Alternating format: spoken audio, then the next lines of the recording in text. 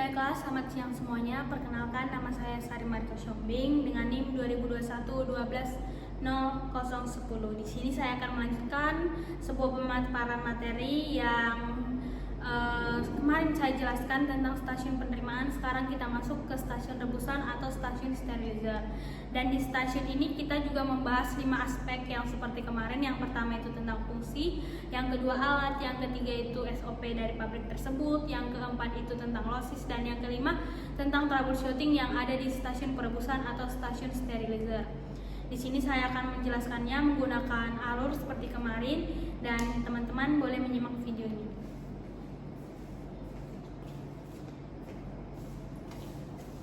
Baiklah, pada stasiun sterilizer di PMKS Cakra Oil Mill sendiri memiliki 3 sterilizer, di mana tiga-tiganya ini telah menggunakan sistem hidrolik dalam membuka tutup pintu sterilizernya.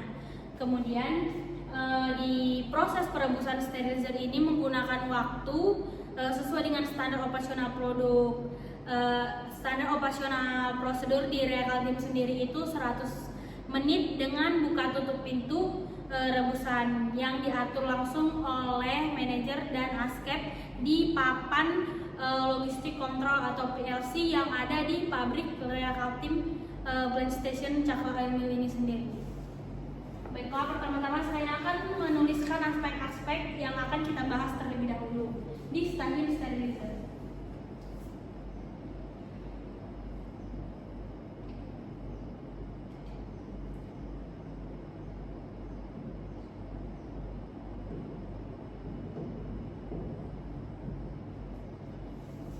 Pada pabrik Real Team Blend Station Cakra Oil Mill sendiri mempunyai sistem perebusan atau model sterilizer, yaitu sterilizer konvensional atau yang lebih identik disebut dengan sterilizer horizontal atau horizontal sterilizer. Sebenarnya teman-teman banyak jenis sterilizer itu ada, kalau tidak salah sebanyak 7 atau 8, yaitu diantaranya yang saya sebutkan.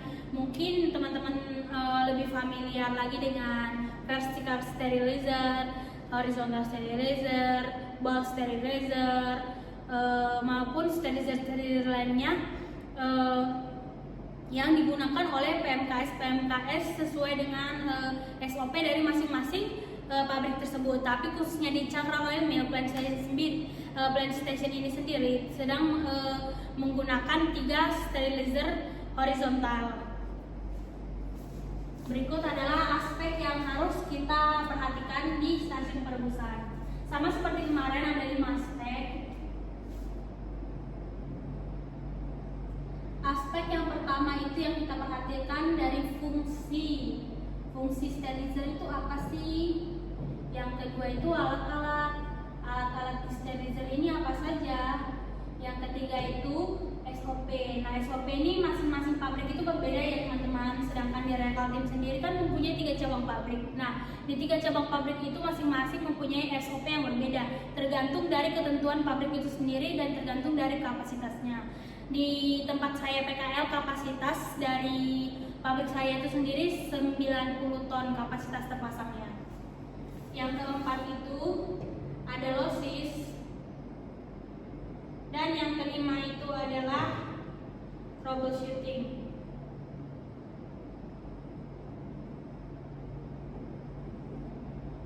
Baiklah, saya akan menjelaskan fungsi dari stasiun sterilizer ini.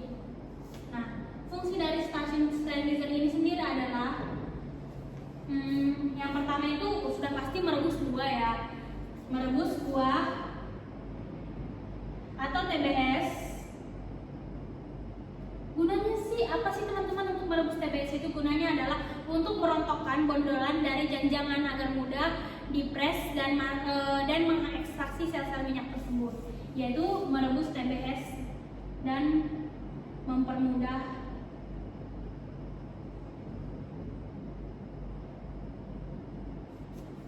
melepas brondolan dari janjangan. Yang kedua itu apa teman-teman? Yang kedua itu adalah untuk menonaktifkan enzim lipase. Seperti yang teman-teman ketahui, kan TBS larutan dan buah segar itu adalah tandan buah atau buah yang memiliki tingkat FFA atau free fatty acid yang sangat tinggi. Apabila tidak dikendalikan, hal tersebut akan berakibat buruk pada kesehatan manusia. Apabila seorang manusia tersebut atau kita mengkonsumsi minyak atau makanan yang tinggi mengandung asam lemak bebas, itu bisa menyebabkan sakit kepala, pusing. Makanya itu harus dikendalikan dia FFA-nya, dan akan mempercepat kadar kerusakan minyak. Artinya minyak tersebut menjadi cepat basi, cepat busuk, atau bukan busuk sih maksudnya, cepat basi dan aromanya tidak sedap gitu, jadi tidak layak untuk digunakan. Makanya perlu mengendalikan FFA yang dikendalikan dengan enzim lipase. Jadi kita ini pada saat merebus, dia enzim lipasenya itu terkunci, menonaktifkan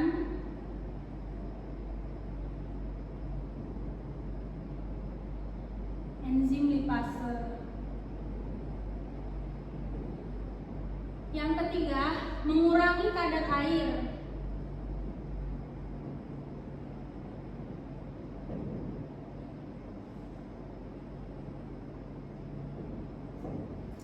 Mengurangi kadar air, di mana mengurangi kadar air ini bermaksud untuk pada saat sistem perebusan kan steam itu masuk. Nah, TBS tadi itu kan masih ada yang mengandung air di dalamnya, di dalam buah tersebut masih ada mengandung air. Jadi pada saat dia direbus dengan menggunakan steam dengan tekanan 3 bar, otomatis air yang berada pada brontolan tersebut akan berkurang, dan airnya yang mengandung minyak itu akan disalurkan ke saluran kondensat untuk dikutip lebih lanjut lagi minyaknya. Sedangkan guna untuk kita mengurangi kadar air ini adalah untuk memastikan asam lemaknya itu tidak naik, dan juga untuk mempermudah daging buah itu terlepas dari cangkang, untuk mudah melepaskannya nanti, biar pengekstraksian minyaknya lebih efektif lagi teman-teman.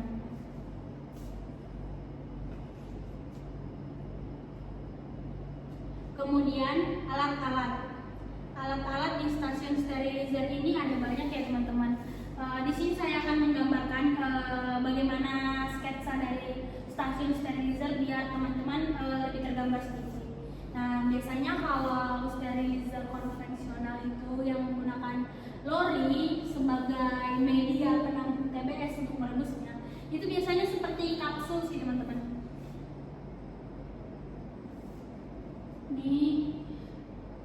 Dia tuh seperti kapsul. Nah, ini kan sterilizer. Di sini mau masuk ke sterilizer ini, dia tuh ada rail track teman-teman. Di mana rail track ini adalah rail untuk meletakkan si lori. Nah, kapasitas lori di sterilizer kami ini adalah 15 ton. Di mana dalam satu sterilizer itu memuat 4 buah lori. Jadi 15. Nah, di sini nih ada pipa-pipa ya, pipa-pipa kayak pipa kondensat.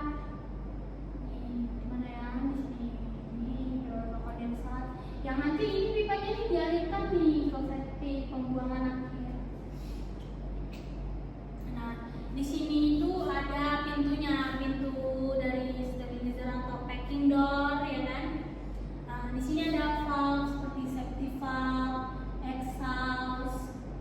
Nah, safety valve-nya itu ada 2 dan exhaust-nya ada 2 teman-teman di stasiun sterilizernya. Nah, kemudian di sterilizer ini kan ini sterilizernya posisinya itu di bawah ya, di bawah karena dia di bawah dengan rail track.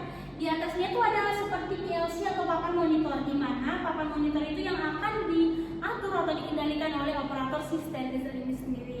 Operatornya itu akan memantau sistem perebusan itu di PLC tersebut. Misalnya pada saat berapa step dia harus buang kondensat, melakukan deaerasi. Jadi itu semuanya diatur di PLC itu teman-teman. Jadi dia letaknya tuh di atas ini kayak di sini tuh ada tangga nih kan, tangga naik ke atas. Nah, di sini tuh ada PLC namanya ya, PLC. Nah, di sini tuh ada PLC dalam untuk mengontrol dari sistem rebusan tadi. Kemudian ada packing round. Di sini tuh ada strainer ya teman-teman. Ini strainer. Guna strainer itu adalah tempat keluarnya pembuangan dari kondensat itu. Jadi apabila nanti strainer itu kan, kalau di tempat saya kan ada strainer tuh di bawah apa namanya sterilizer. Oh ya teman-teman, di dalam sterilizer ini, di body sterilizer ini ada yang namanya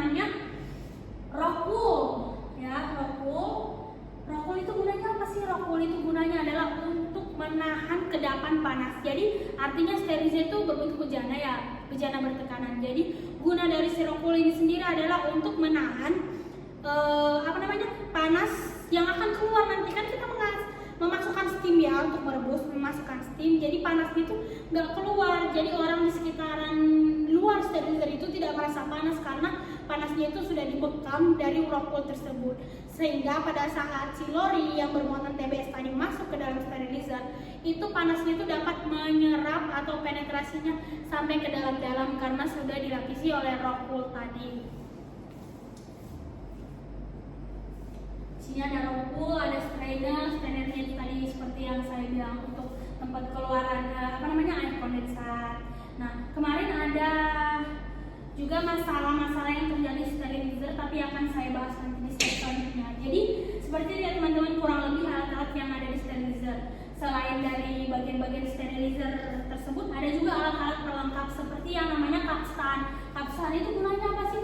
Nah, kapstan itu gunanya untuk menarik dari si lori ini untuk masuk ke dalam sterilizer. Nah, kapstannya itu udah otomatis ya teman-teman. Di tempat kami itu kapstannya itu ditarik menggunakan alat yang bernama winch. Nah, nanti alatnya itu ada dua winch ya, dua pada saat depan sterilizer untuk menarik masuk ke depan sterilizer dan untuk menarik keluar di sterilizer. Jadi itu ada 4 di depan sterilizer sama di belakang sterilizer untuk menarik keluar dia. Gunanya untuk menarik si lori ini apabila dia matang. Di sini tuh biasanya. Di sini itu ada winch ya, winch. Ada winch ya teman-teman. Nah, di sini biasanya ada kompresor. Nah, kompresor ini gunanya apa sih teman-teman? Kompresor ini adalah sebagai alat yang berfungsi untuk menginjek ya, membantu penginjekan steam masuk ke dalam sterilizer. Jadi pada saat dia melakukan deaerasi gitu kan,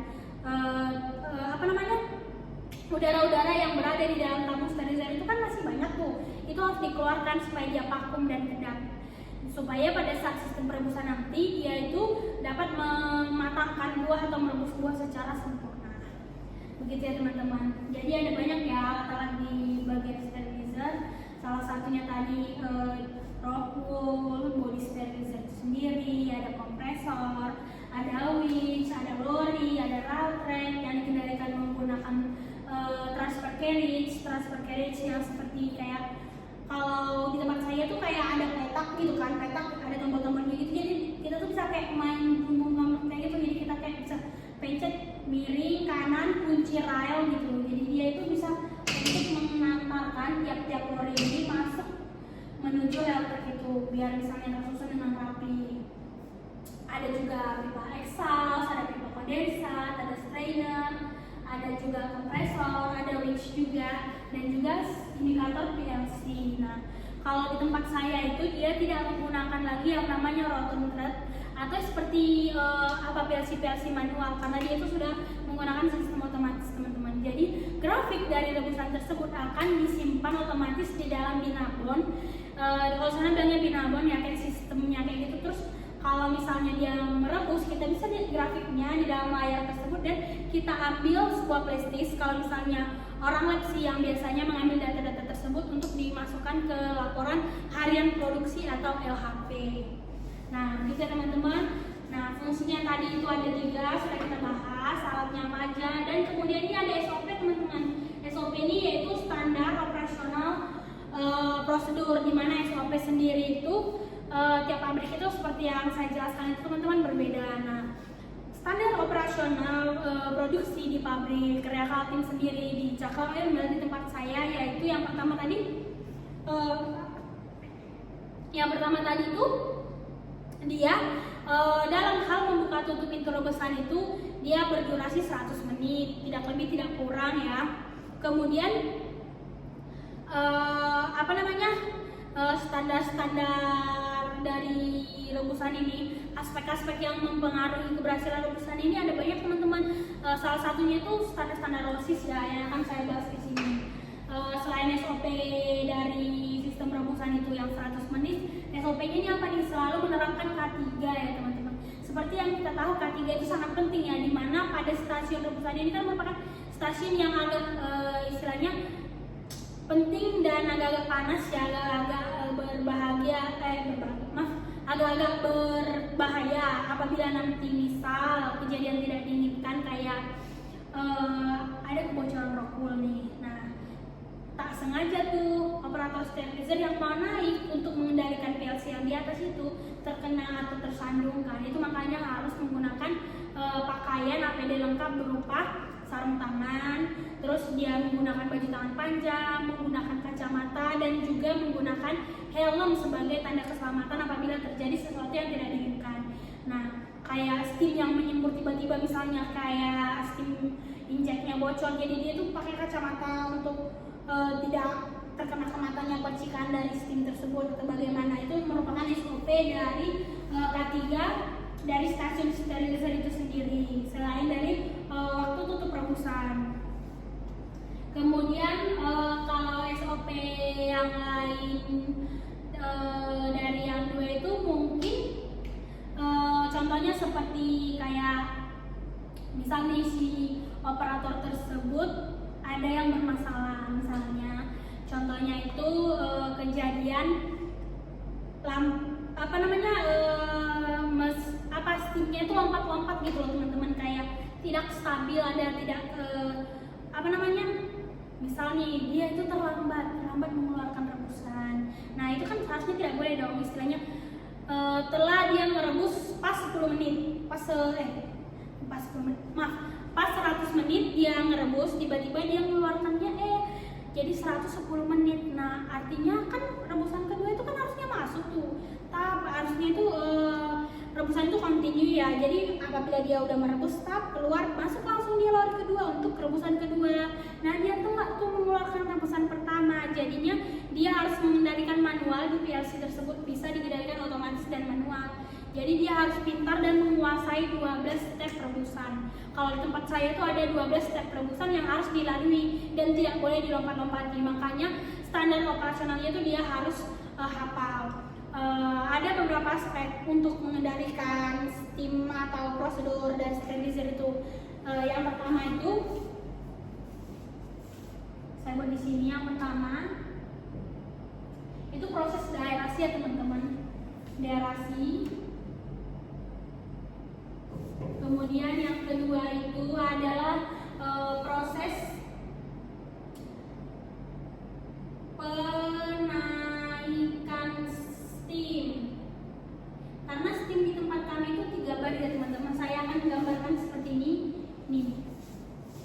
Ini kan garisnya. Nah, terus dia ini kalau sistem 3 bar itu atau triple peak itu 3 puncak itu seperti ini teman-teman. Dia itu naik 1 kan. Nah, turun dikit, baru naik biasa. Baru dia naik nih pas 3 puncak. Jadi puncak pertama atau peak pertama itu 1,5 bar tekanannya. Nah ini yang pertama ya. Di peak kedua, di titik yang kedua ini titik ketiga teman-teman. Ini saya tinggi lagi titik ketiga. Di sini tuh dia itu tekanannya 2,5 bar. Di sini tuh 3 bar. Kenapa perlu dilakukan tekanan 3 bar ini? Kenapa sih kita nggak pakai 2,5 aja, 1,5? Karena apabila dia tidak mencapai tekanan di 3 bar, biasanya penetrasi steam ke dalam TBS tersebut tidak sempurna. Artinya mungkin kalau di 2,5 ataupun di 1 bar aja hanya 1/4 buah yang matang ataupun setengahnya buah yang matang. Jadi steam tersebut hanya masuk ke atasnya. Jadi ini kan lori adik-adik ini kan berisi TBS tuh. Nah, dia hanya terkena di atasnya saja, tidak sampai ke dalam-dalamnya lori yang berisikan TBS itu teman-teman. Itulah makanya kenapa di dalam konvensional ini sangat digerakkan dia untuk tekanan 3 bar dalam sistem perebusannya teman-teman. Jadi yang pertama itu ada proses deaerasi untuk pengaturan steam ya teman-teman. Proses deaerasi, penaikan steam. Ketiga itu penahan steam atau cold peak steam, penahanan steam. Yang keempat itu kalau dia udah di-start steam proses perebusan, dia masuk ke pembuangan steam. Pembuangan itu ya teman-teman, pembuangan untuk mengosongkan udara atau penurunan. Baru yang kelima itu baru dia pengeluaran atau buka tutup pintu. Nih pengeluaran keluarannya, buka tutup pintunya. Jadi yang pertama kali harus dilakukan dalam sistem perebusan itu adalah deaerasi dulu. Deaerasi itu adalah untuk membuang kadar-kadar oksigen dari sekeliling rebusan agar memaksimalkan kevakuman dari steam itu sendiri, sehingga nanti TBS-TBS yang masuk tersebut akan menjadi matang secara sempurna. Kemudian penaikan steam seperti yang saya bilang tadi. Kenapa sih dia harus di 3 bar? Karena dia biar bisa mempenetrasi steam yang masuk ke dalam rebusan tersebut secara sempurna. Jadi steam itu tidak bisa langsung melonjak ke 3 bar, teman-teman. Bisa-bisa nanti kalau langsung ke 3 bar itu bisa-bisa sterilizer kalian itu meledak. Jadi makanya steam itu harus ditahan atau dinaikkan secara bertahap ya. Jadi naik, turun, sampai dia 3 bar matang. Kemudian itu penahanan steam. Guna penahanan steam ini apa sih?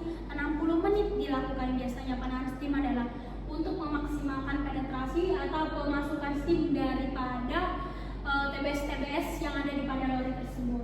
Kemudian setelah 60 menit si TBS itu matang atau sudah direbus, itu pembuangan steam terlebih dahulu, teman-teman. Karena apa sih gunanya pembuangan steam tersebut? Untuk mencegah terjadinya kecelakaan seperti yang saya bilang tadi, K3 atau troubleshooting ya teman-teman. Karena itu kan menjadi bertekanan kan, steam yang masuk tersebut pasti besar tenaganya. Jadi sekitar berapa 3 bar gitu kan, itu kan sudah sangat gede ya. Jadi pada saat dia tidak diturunkan tekanan tersebut, steam masuk dengan bertekanan 3 bar, misalnya kita buka, otomatis pintunya itu bisa meledak, teman-teman. Dan itu akan menimbulkan masalah atau troubleshooting yang akan berdampak pada proses pengolahan kita selanjutnya. Artinya apabila dia sterilizernya meledak atau misalnya packing doornya pecah, hal tersebut akan menghambat proses produksi kita.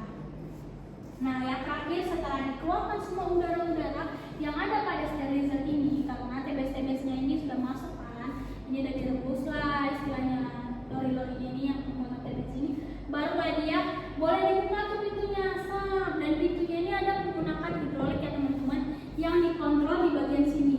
Ini ada kayak sebuah ruangan ber-AC gitu, di mana itu terletak sebuah kontrol panel PLC yang mengontrol sistem rebusan ini. Jadi dia dibuka menggunakan sistem hidrolik, sudah dibuka baru dia dikeluarkan dan digeser lagi tuh teman-teman menggunakan transfer carriage untuk masuk ke stasiun penebahan atau stasiun tracer, ya kan? Kalau sebelum masuk ke stasiun tracer itu ada stapler.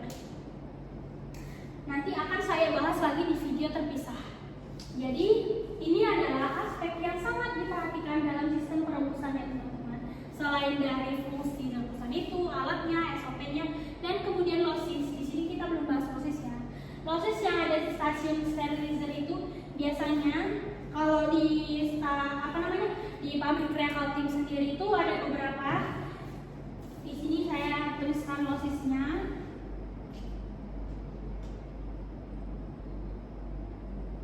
Nih, yang pertama itu yang sangat parameter keberhasilan rebusan itu dilihat dari sini apabila proses kondensat, ya kan, lebih kecil dia tuh dari 15%, terus dia USB-nya itu lebih kecil dari kalau kami itu 0,6%, ketiga itu empty bunch, stock itu 0,03%.